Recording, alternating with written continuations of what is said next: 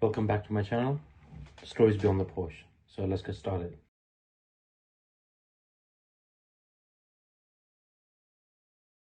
Last April, I started working at this marketing company in Boston, Henderson something group. I don't even remember applying, honestly. I just needed a job. And they said yes. 24 years old, business degree, that meant basically nothing. Living in an apartment with 2 roommates who never cleaned the bathroom. You know how it is. First day, I'm sitting in this tiny cubicle trying to figure out the coffee machine when she walks by. Natalie. I didn't know her name yet, but I definitely noticed her. She had on this gray blazer with jeans and beat-up white Converse, and her hair was falling out of this bun thing, with like a pen stabbed through it. She looked busy and important, and I remember thinking, oh great, another person here who's gonna ignore me. Except she didn't ignore me. She stopped right at my desk and goes, "You're Ryan, right? New guy." And I'm pretty sure I just nodded like an idiot because her eyes were this light green color that made my brain malfunction. "Cool. I'm Natalie, junior director. If you need anything, just email me. My door's always open." Then she smiled and walked away, and I sat there wondering if that actually just happened. Found out later she was 23. Yeah, 23 and already a director, while I was still Googling how to format Excel spreadsheets. She graduated college early, got her MBA by 22, basically one of those people who has their entire life figured out before everyone else is even awake. Meanwhile, I showed up to work that first week with coffee stains on my shirt twice. She was my boss, technically. Well, my boss's boss, but whatever. She signed off on my stuff, so yeah, boss. Which meant the little crush I was developing was extremely stupid and not gonna happen. I'm not an idiot. I know how the world works. Girls like that don't date guys like me, especially when there's a whole power dynamic thing involved. So I kept my head down, did my work, said hi when she passed by, tried not to stare during Monday meetings when she'd present stuff, and do that thing where she tucked her hair behind her ear while she talked. Totally normal professional behavior. Then summer happened, and everything changed. Henderson does this annual retreat thing upstate New York every July. 3 days at some lake resort, supposed to be team building, but really it's just an excuse to drink on the company credit card. I signed up because free food, and my coworker Jake said the bonfire last year was actually pretty fun. Low expectations, you know. We drove up on a Friday, couple hours north of the city. The place was actually nice, not fancy but clean, with these little cabins in the woods and a big lodge overlooking the water. Lake was huge and clear, mountains behind it. Whole nature vibe that made me forget I spend 40 hours a week in a gray cubicle under fluorescent lights. I dumped my bag in the cabin with Jake and Marcus from sales and headed to this welcome thing they were doing. Bunch of people standing around eating chips and making small talk. Standard corporate stuff. I grabbed a plate and was trying to look busy on my phone when someone tapped my shoulder. Natalie. But like different Natalie. She had on cut-off shorts and a plain white shirt, hair actually down for once. And she looked nervous, which was weird, because I'd literally never seen her look anything except completely confident and in control. "Hey, can I talk to you for a second?" she said quietly. "Yeah, sure, what's up?" She glanced around, then pulled me toward the corner away from everyone else. "This is really embarrassing, but I need help with something." My heart was already doing that stupid fast beating thing. "Okay." "So tomorrow they're doing this swimming thing in the lake and I kind of have a problem." She was talking fast, not meeting my eyes. "I can't swim. Like at all. Never learned. And I'm the director, and everyone's gonna be there, and I'm gonna look like a complete idiot, and I don't know what to do." I just stared at her, because that was the last thing I expected her to say. Oh, you're serious? Unfortunately, yes. She laughed, but it sounded stressed. I grew up in Phoenix. We didn't really do the pool thing. My parents never taught me. And now I'm 23 and supposed to be this professional adult, and I literally have less skills than a kindergartner. There was something about how real she was being that made her even prettier somehow. No corporate speak, no director voice, just Natalie freaking out about swimming. That's not that weird, I said. Lots of people can't swim. Yeah, but they're not about to get exposed in front of 50 coworkers. Fair point. I thought for a second. Wait, I saw on the schedule there's free time tomorrow morning before breakfast. The lake's got a shallow part by the dock. I could teach you some basics? I was a lifeguard in college for like 3 summers, so I actually know what I'm doing. Her whole face changed. Wait, seriously? You'd do that? Yeah, why not? Better than you drowning in front of everyone. Oh my God, Ryan, you're literally saving my life right now. She grabbed my arm without thinking, and I swear every nerve in my body lit up. Thank you so much. Seriously, thank you. It's cool, no problem. 6 a.m. before people wake up? 6 works. She grinned and squeezed my arm again before letting go. You're the best. I owe you. Then she disappeared back into the crowd, and I stood there holding a paper plate, wondering what the hell just happened and why my arm was still tingling. That night, I barely slept. Jake was snoring like crazy, and I kept checking my phone, making sure my alarm was set right. Finally, at 5:30, I gave up and got dressed, threw on swim trunks and a hoodie, and walked down to the lake. It was barely light out, sky all pink and purple, and the water was completely flat like a mirror. There was mist coming off the surface, and it was so quiet I could hear birds waking up in the trees. I sat on the dock and waited, half thinking she wasn't gonna show, because maybe this was weird. Maybe I misread everything. But then I heard footsteps. Natalie came down the path wearing a navy one-piece with shorts over it, and flip-flops, hair in a ponytail, no makeup. She looked younger somehow, more real. She saw me and waved with this nervous smile. "Hi," she said softly. "Hey, ready?" Not even a little bit. She dropped her towel and kicked off her shoes. Please don't let me die. That's literally the one thing I'm good at preventing." I went in first because the water was freezing, that sharp cold that hits your chest and makes you gasp. Came up to about my rib cage in the shallow part. "Come on," I said, reaching up. She stared at the water like it was full of sharks or something. "I promise it's fine," I told her, "and I'm right here." She took this big breath and grabbed my hand. Her fingers were shaking. She sat on the edge and slowly slid in, making this little scream when the cold hit. "Oh my God, that's awful," I laughed. "You get used to it." She was gripping my hand so hard, I thought she might actually break something. Water up to her neck, eyes wide, genuinely scared. "Hey," I said. "You're okay. I got you." She looked at me and something passed between us, something I couldn't name. "Okay, I trust you." That's when it hit me that this wasn't just swimming lessons anymore. We spent the next hour working on floating and kicking. She was terrible at it, honestly.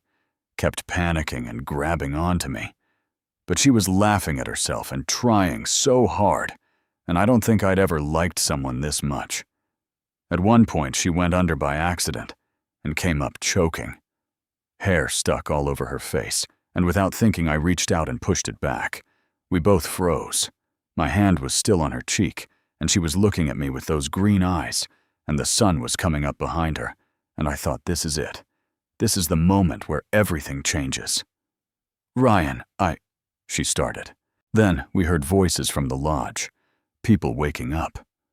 She pulled back fast, face red. We should probably go. Yeah, okay. We climbed out, and she wrapped up in her towel, not looking at me. The whole walk back was silent and awkward, and I kept thinking I ruined everything. I made it weird. She's my boss. What was I thinking?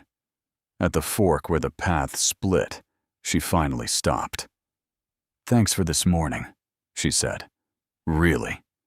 "No problem." She bit her lip. "Ryan, can I tell you something?" My heart was pounding. "Sure." She opened her mouth, then closed it, shook her head. "Never mind. I'll see you at breakfast." Then she walked away, and I stood there like an idiot wondering what she was about to say, and if I'd just missed the biggest chance of my life. So breakfast was absolutely torture. Everyone was sitting in the main lodge eating pancakes and bacon and doing that fake, cheerful morning thing people do at work retreats. I was at a table with Jake and some people from accounting trying to act normal, but my brain wouldn't shut up. What was she gonna say? Why'd she stop herself? Did I imagine that whole moment in the water? Natalie was 3 tables over sitting with the senior directors, and she looked completely fine. Laughing at someone's joke, drinking coffee, acting like nothing happened. Meanwhile, I was pretty sure I looked like I got hit by a truck because Jake kept asking if I was feeling okay. "Yeah, man, I'm good. Just didn't sleep great." I lied. The swimming activity wasn't until after lunch, so we had this whole morning session about marketing strategies or something. I honestly have no idea, because I couldn't focus.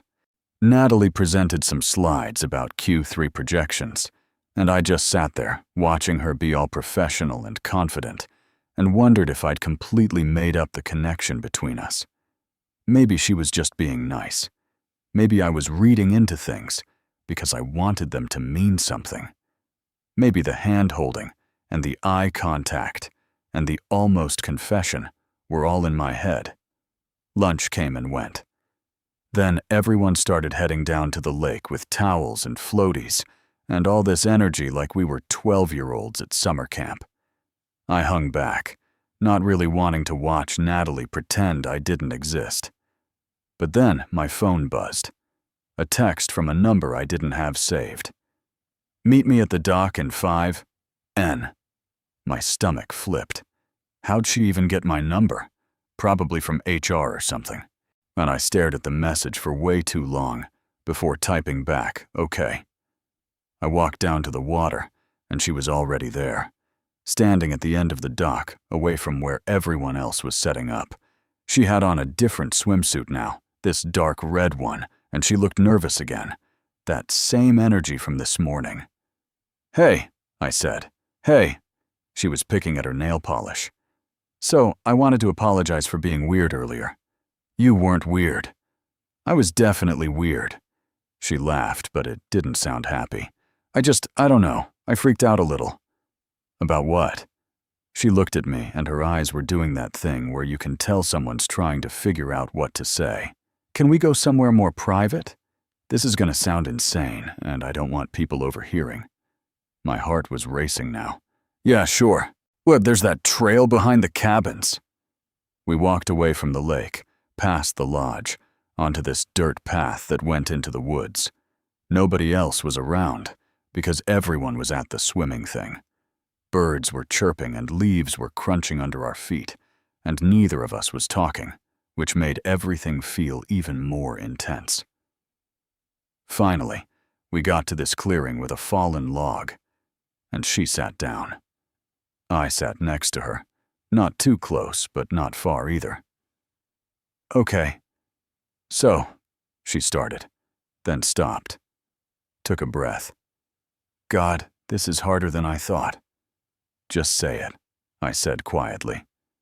She turned to look at me. "I like you. Like more than just co-worker like you or boss likes employee. I actually like you, and it's been driving me crazy for weeks.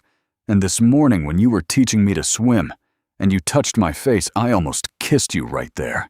And I know that's completely inappropriate, and probably against company policy, and you probably think I'm insane. But I just needed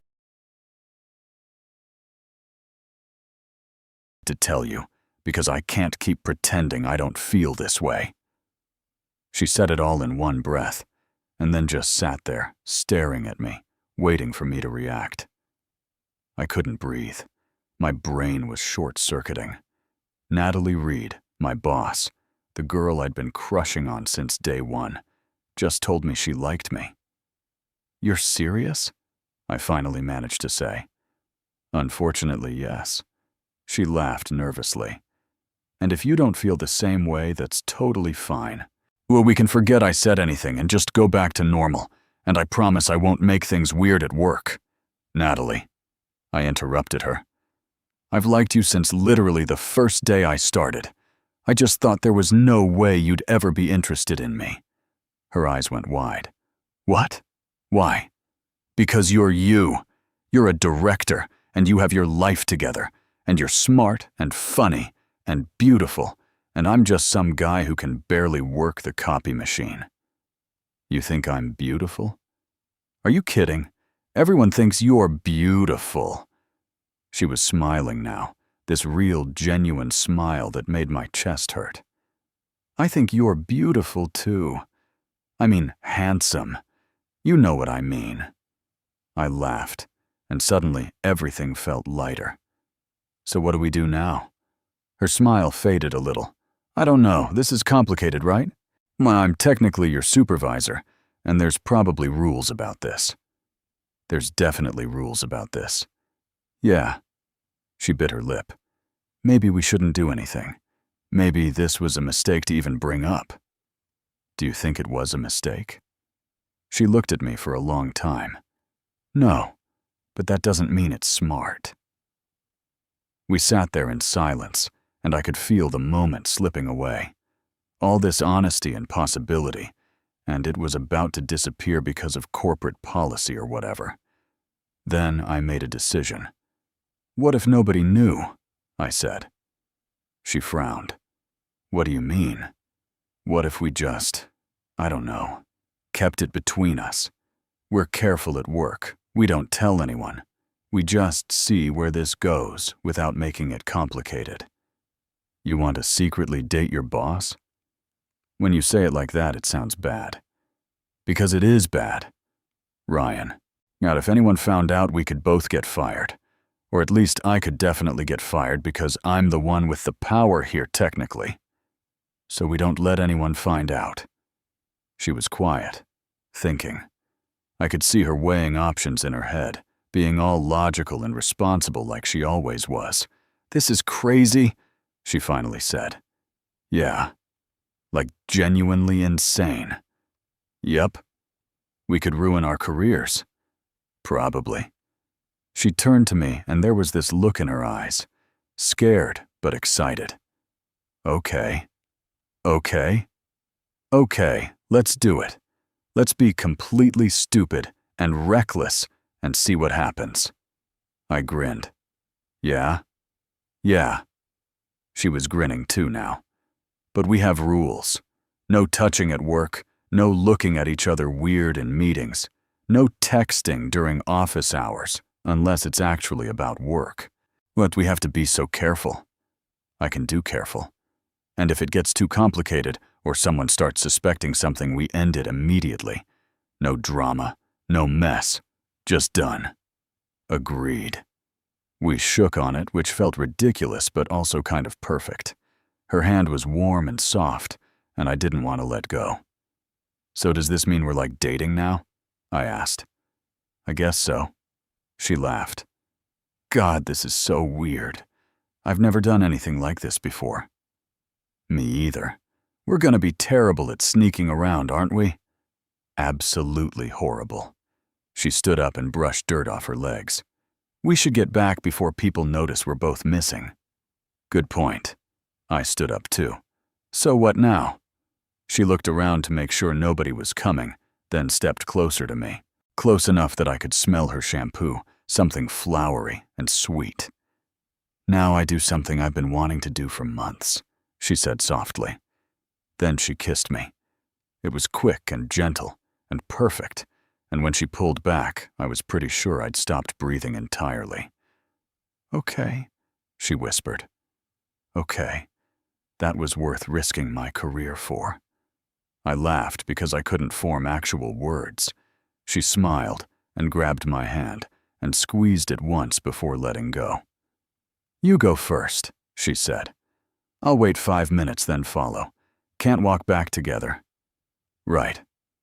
Secret dating rules. Secret dating rules." I started walking back toward the path, then turned around. She was still standing there, watching me with this expression I couldn't read. "Hey, Natalie?" "Yeah? Just so you know, I think you're worth the risk, too." Her smile could have lit up the whole forest. Monday morning, I showed up to work 30 minutes early because I couldn't sleep anyway. Kept thinking about the rules we made, about how we had to act normal, about how I was supposed to see Natalie and pretend nothing changed. Turns out pretending was way harder than I thought. She walked past my cubicle around 9, carrying a coffee and wearing this navy blue dress, and I literally forgot what I was doing. Just stared at my computer screen like an idiot until Jake threw a pen at me. "Dude, what is wrong with you?" "Nothing. Just tired." "You've been weird since the retreat. Did something happen up there?" "Nope, nothing happened." Everything happened. The first week was torture, honestly. We'd pass each other in the hallway, and I'd want to say something but couldn't. She'd be in meetings, and I'd catch her looking at me, and then we'd both look away, real fast. One time she emailed me about a project and signed it N instead of Natalie, and I stared at that single letter for like 10 minutes, trying to figure out if it meant something. We texted at night, though, after work when it was safe. Nothing crazy, just normal stuff about our days and stupid jokes, and sometimes she'd send me a photo of her cat Milo, who apparently hated everyone except her. It felt like being a teenager again, that excitement when your phone buzzes and you know it's them. 2 weeks in, she texted me at midnight. "Can't sleep, thinking about you." I called her without even thinking about it. "Hey," she answered, voice soft and sleepy. "Hey, are you okay?" "Yeah, I miss you. Is that stupid? We see each other every day, but I miss actually talking to you." My chest felt tight. "It's not stupid. I miss you too." "This is harder than I thought it would be." "Yeah." She was quiet for a second. "My place next Saturday? My roommate's gonna be gone all weekend visiting family." "You sure?" "I'm sure. I need to see you for real, Ryan. Not just passing in the hallway or pretending in meetings. Actually see you." "Okay, yeah, Saturday." That week went by so slow, I thought I was gonna lose my mind. But finally, Saturday came, and I drove to her apartment in Somerville, with my heart pounding the whole way. She lived on the 3rd floor of this old brick building with a Thai restaurant on the 1st floor that made the whole stairwell smell like basil. Then she opened the door before I even knocked. Hair down, wearing sweatpants and an oversized sweater, no makeup. She looked perfect. "Hi," she said. "Hi." Then we were kissing, and I was kicking the door closed behind me, and everything that had been building up for 2 weeks just exploded. We ended up on her couch tangled together, and she was laughing, and I was laughing, and it felt so good to just be us without worrying about who might see. We ordered pizza and watched some dumb comedy, and she fell asleep with her head on my shoulder. I just sat there looking at her, thinking about how crazy this whole situation was, how we were breaking rules and lying to people, and this could all blow up any second. But also thinking about how happy I was, happier than I'd been in forever, maybe. She stirred and opened her eyes. "Well, what time is it?" "Almost 11. You should probably go soon, before it gets too late." "Yeah." But neither of us moved. She reached up and touched my face, running her thumb across my cheek. I'm falling for you, she whispered. Like really falling.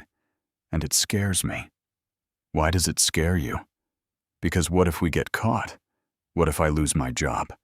What if this all falls apart and I lose you too? I took her hand. Then we deal with it. Together. You say that now, but Natalie. I made her look at me. I don't care about the job. I mean I do, but not as much as I care about you. If we get caught, we get caught. We'll figure it out. Her eyes were getting watery. You mean that? Yeah, I really do. She kissed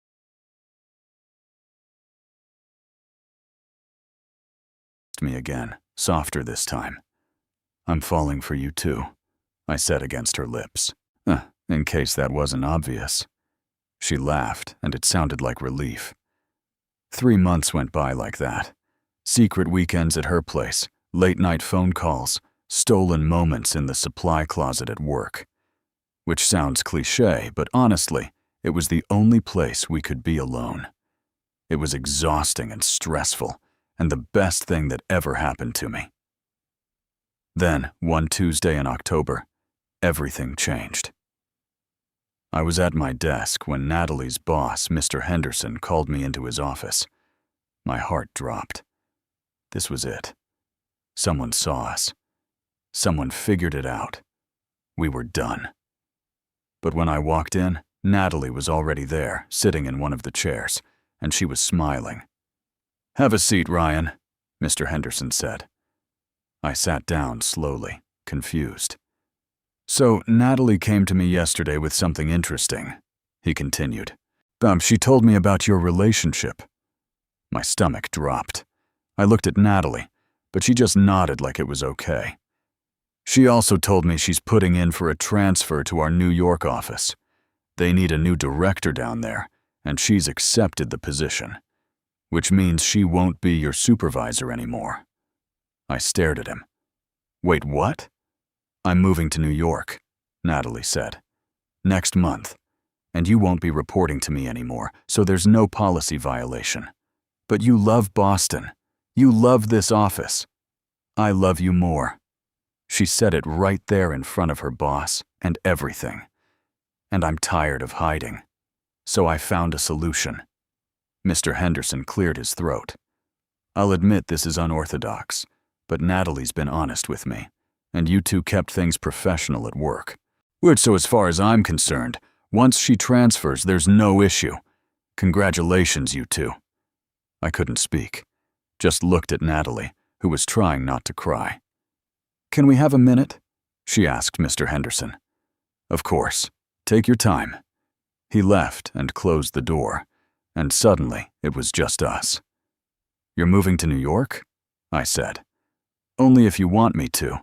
I know it's crazy, and we've only been together a few months, but Ryan, I can't keep sneaking around. I can't keep pretending I don't love you. And the New York office is actually a better position for me anyway, so it's not like I'm sacrificing anything. And you love me?" She stopped talking. "Yeah, I do. I love you." I stood up and pulled her into a hug so tight, I probably crushed her. "I love you too, so much." She was crying now, happy tears, and I was probably crying too, but I didn't care. "So you're okay with this?" she asked. "With me leaving?" "Are you kidding? You just solved everything. We can actually be together. Like, for real."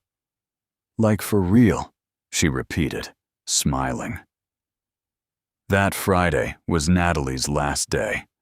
Everyone threw her a goodbye party in the conference room, and I had to stand there, eating cake, and acting like I was just gonna miss a good coworker, when really I felt like my heart was being ripped out.